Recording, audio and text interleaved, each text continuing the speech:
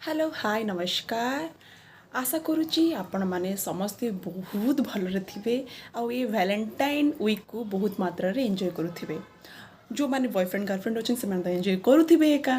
Rose day रे रोज, propose day रे propose, chocolate day रे चॉकलेट, हग डे रे हग, तो बहुत जिनस मात्रा एंजॉय करुथिबे। आफ्टर मैरिज भी बहुत लोग एंजॉय करुथिबे, सेटारे कोनोसी इए नाही।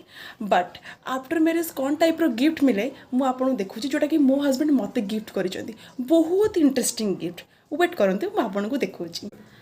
This is my valentine gift.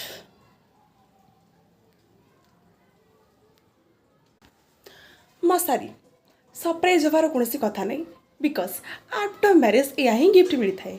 Grinder, iron, मसारी ये सब मिलता है। फिर भी बहुत बहुत धन्यवाद हस्बैंड, जोटा कि आम एत केयर कर आम यहाँ को पठे। Thank you.